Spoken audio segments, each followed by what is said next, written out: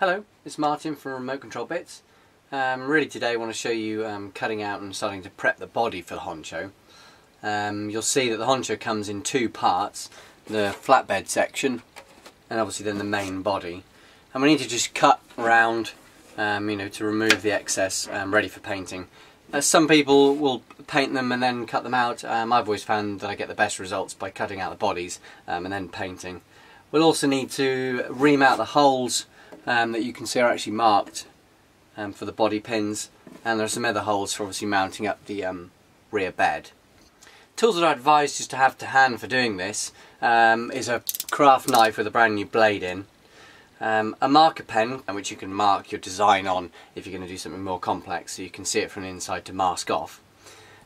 Scissors, Lexan scissors, straight ones and curved ones. You'll find which ones work best for you. A body reamer, which we'll use to making the holes. And I just have a series of small files for tidying up any bits of swarf that you might generate cutting out the body. Okay, I'll just clear away and then start showing you cutting it out. If this is your first time cutting a Lexan body, the Honcho is quite a good one because you've got these two light buckets at the front that you can actually practice on, and they're going to be hidden once they're mounted into the truck. Do use some of the waste just to practice with either your scissors or your knife, just to get a feel for how they work before you commit to cutting the edges of the body. So what I'm going to do first, just cut off this section so that we can have a practice on the lights. The thickness of Lexan will vary from kit to kit, depending on the use of the kit. All manufacturers are slightly different. And some kits actually come with the bodies pre-cut. Some of the smaller on-road kits are pre-cut ready for you. Okay, so we just roughed out those two. You're going to cut with a knife. Just get yourself a cutting board. Again, just make sure you've got a really sharp knife. What you're able to do, just score through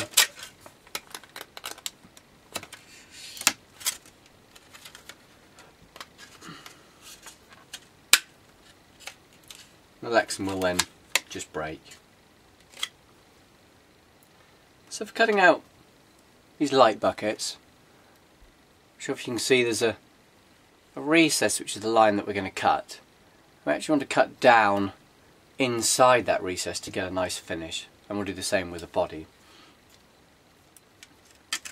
So I would just lose some of the material around.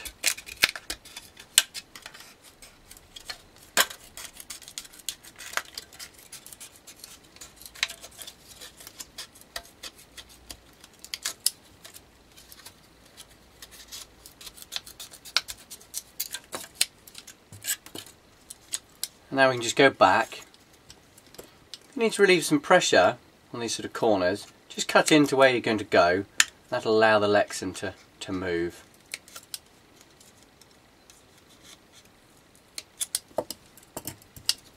Okay.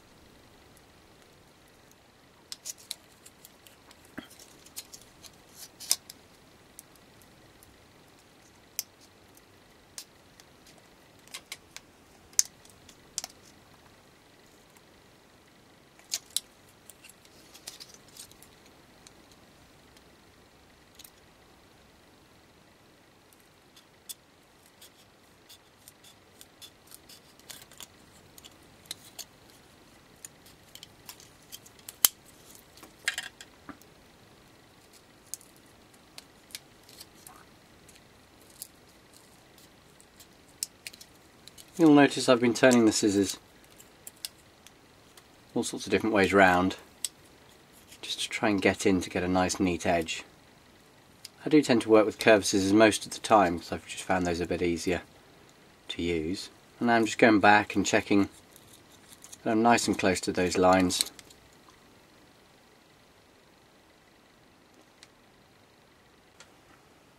Now if you do want to add detail or extra design onto your body, as we said earlier, you can just mark it on this overspray film.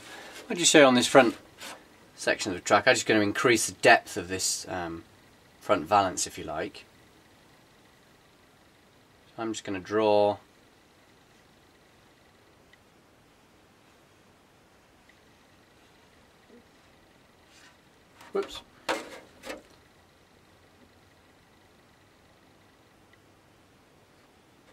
on that film.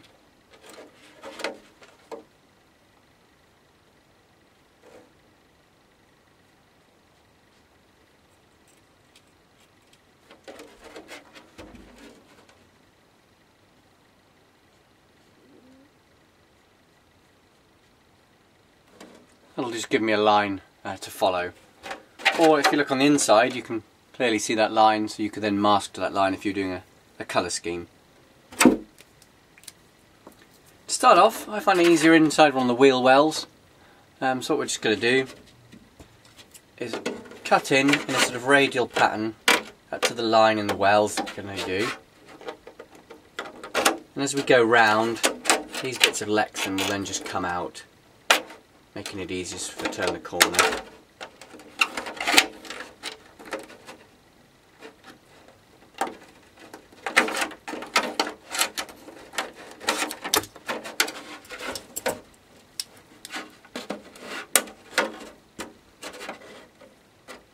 It's always important to have good light to do this, so that you can at least see the edge that you're working to.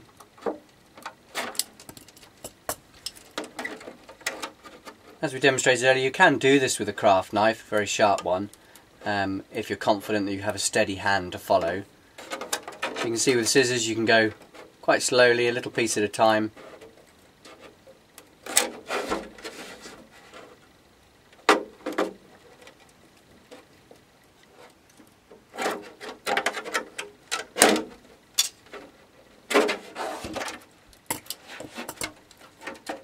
Working from the other end.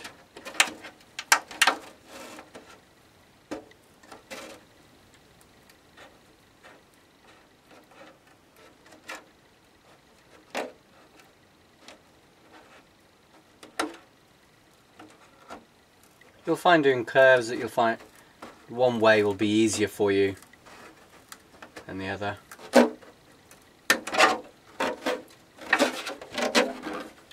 There we go. So I'll just go around. I'm going to follow this different line on the front, all the way around the body and up onto the back. And I'll come back and show you the finished product. With the main body now cut, I can start work on the flatbed on the rear. This is actually feels much thicker Lexan than the main body. So what I'm going to do is I'm just going to score with my craft knife just to remove this sort of waste. I'm just left with a part in the middle to trim up.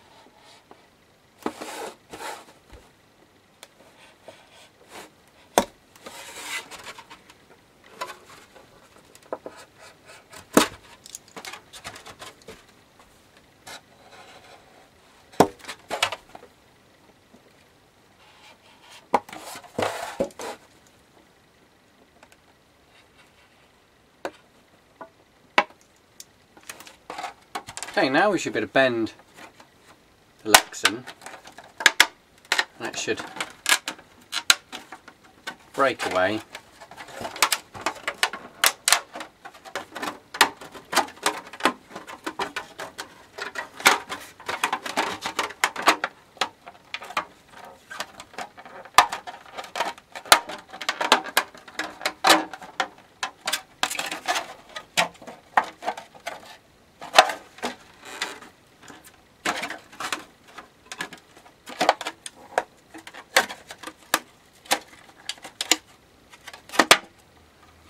There we go.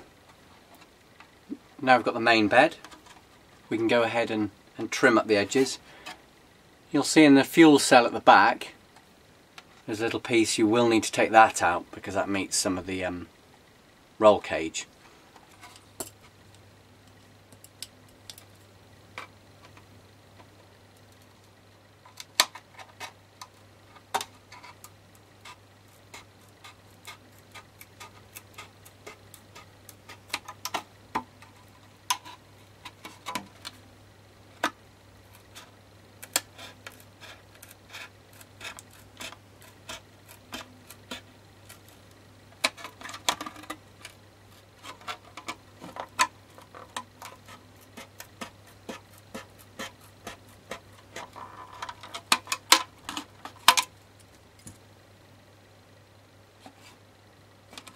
Then we're just going to push through,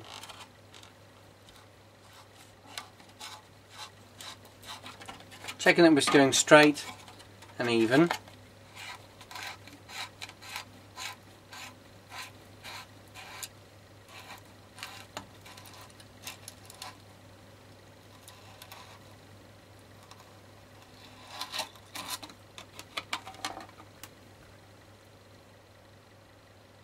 There we go. Now all we need to do is cut up to that hole.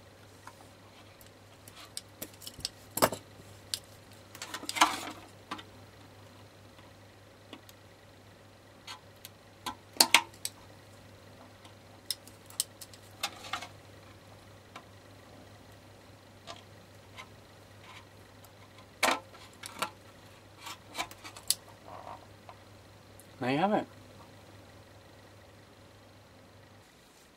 We now need to set to reaming out all the holes for the Honcho body. Believe it or not, there's 23 holes that we need to do. 15 of them are in this flatbed, and really that's for mounting it to the cage, the body mounts, and obviously where the spare wheel will then locate. You may just be able to see on here, I've just marked with a small blue dot with my marker pen all the holes so it's easier for me to find. If you just shine it, you know, in the light and catch the light, you'll see there's little dimples and impressions of where they go. Or if you get really stuck, just make up the rear cage. You can then slot that panel on, and you can then line up where the holes would be for mounting this. So that may help. On the front, there's 2 for body mounts, and then there's the 6 that mount up the rear cage. 2 at that point, 2 at that point, and 2 at the top that we need to take out. Now for reaming, it's a good idea to get a body reamer. It's better than drilling through the Lexan. And the key thing really is to get the centre of the hole in the middle and then attack it squarely. If you go in at an angle, you'll find that the reamer will wander. You want an even pressure to take out the holes. So get it square. Push gently, put your fingers either side, and then just turn. And as it turns, you'll feel it bite and gradually cut in. And just keep the pressure on, not too much pressure, just enough to keep it cutting, and you'll feel that it'll cut. When you're close, just turn but pull the reamer out. And I always like to on the back, because you'll get a bit of swarf, go in from the reverse and just do a couple of turns on the reverse. Push down any swarf into the hole and do the same again. Now you should end up with a very clean hole on both sides. When that panel's done, it'll look like this. So you'll have the 3 in the bottom, 2 for the body mounts, and then all the remainder around the outside for mounting the flatbed to the cage. The body, do the same approach. You'll really want the posts to come up to about 6mm. So do the same, attack from the front, clean up from the rear. Then you see on the back for the cage, 6 holes that are on here. Really want those to be 3 to 4mm to allow you alignment of the screws. All the holes done, we really now need to start prepping the body to think about masking off for our colour scheme before we start to paint. Thing just to point at this stage is that actually we're going to paint the body from the inside. If you haven't painted Lexan before, it always feels very odd that we're painting the reverse. But what happens is when you remove this overspray film, you get a nice glossy finish, and the paint is then protected from the outside from scuffs because the paint is actually laid up on the inside. But what we do need to do is we need to give this a really good clean before we mask up ready to start painting.